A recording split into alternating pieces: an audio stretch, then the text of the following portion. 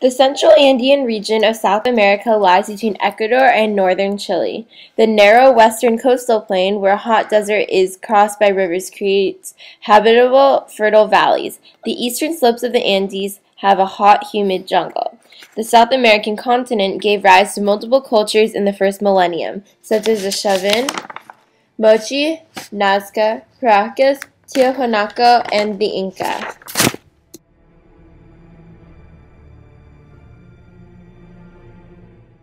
The Diquís culture is found in present-day Costa Rica and flourished from about 700 CE to 1500 CE.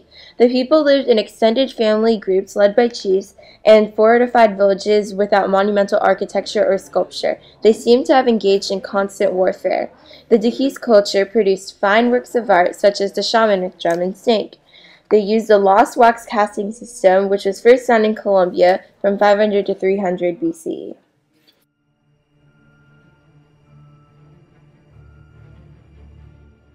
Shaman with drum and snake, 13th to 16th century CE, 4¼ by 3¼ inches, made of gold using lost wax casting, is now in the Museo del Banco de Costa Rica. It is a male figure wearing bracelets, anklets, and a belt. It is a sophisticated design of technical Diquís goldwork. Its wavy form suggests an elaborate headdress, and the creatures on his legs suggest a reptile costume.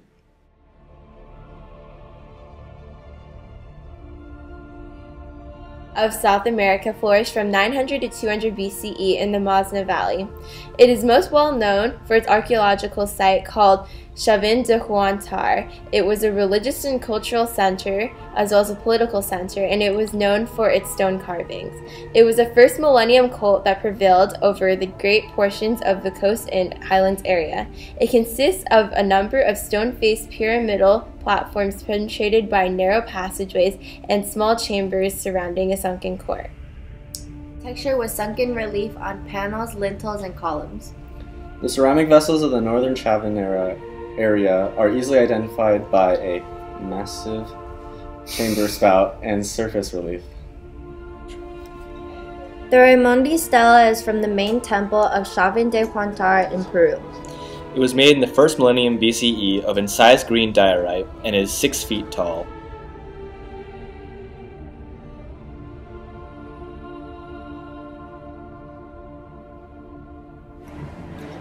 It is named after its discoverer and represents the staff god.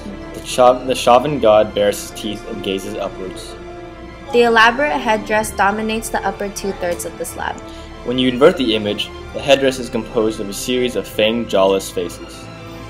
Many serpentine figures extend from the deity's belt and make up the staff. They serve as hair and whisker for the deity, and they form a braid at the apex of composition.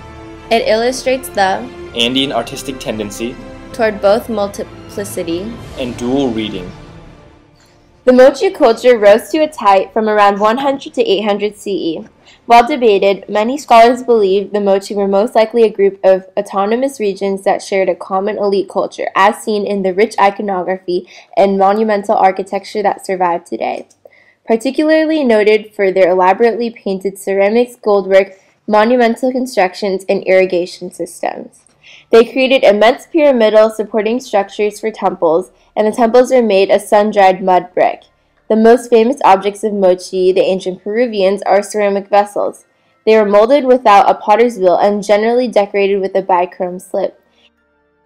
They had an advanced knowledge of metallurgy before most of the Mesoamericans.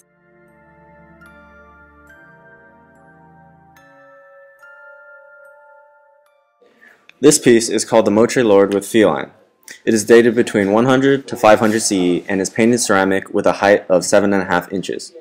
The Moche Lord sits on a structure that is associated with high office position, and he wears an elaborate headdress and large ear spools.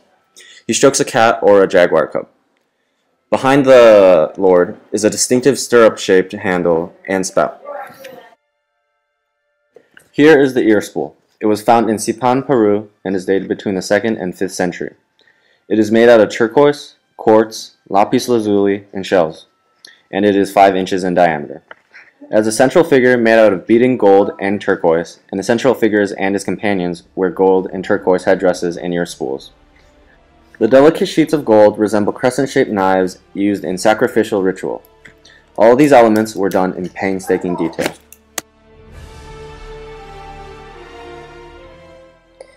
The Paracas culture flourished as early as some 5 centuries BC.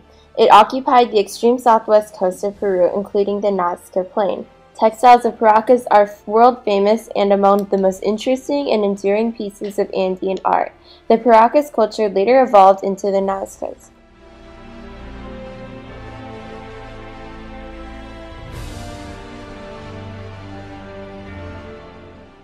The mantle with bird impersonators, 50 to 100 CE, made of camelid fiber, plain weave with stem stitch and embroidery. 40 inches by 7 feet 11 inches, is now in the Museum of Fine Arts in Boston. The Paracas is best known for stunning textiles wrapped around the dead. Fine textiles suggest prestige and wealth. They include designs of repeated embroidered warriors, dancers, composite creatures, and colorful curvilinear patterns. They are stylized figures designed with beautiful Paracas sense of color and pattern, using clashing and contrasting colors. The Nazca culture was known for large geoglyphs and flourished from 300 BCE to 800 CE. It was responsible for the Nazca lines. They are known for the ceremonial center of Cacuachi and the impressive system of underground aqueducts called the Puquio. The earth drawing of a hummingbird was built by the Nazca culture and is found in the Nazca Plain of southwest Peru. It was built between 200 BCE to 200 CE and has a wingspan of 220 feet and is 450 feet long. They were drew the earth by removing dark oxidized stones, and the lines of the stones are wide enough to have been ceremonial walkways. Called Nazca lines, these geoglyphs range in complexity from simple lines to stylized hummingbirds, spiders, monkeys, fish, sharks, orcas, llamas, and lizards. Tiahuanaco is believed to have been dated from 1500 BC to 1000 CE. It was one of the most important precursors to the Incas. Tiahuanaco was also an important ceremonial center. Tiahuanaco was isolated in the mountains at a height of 12,500 feet, and the staff god appears throughout the period.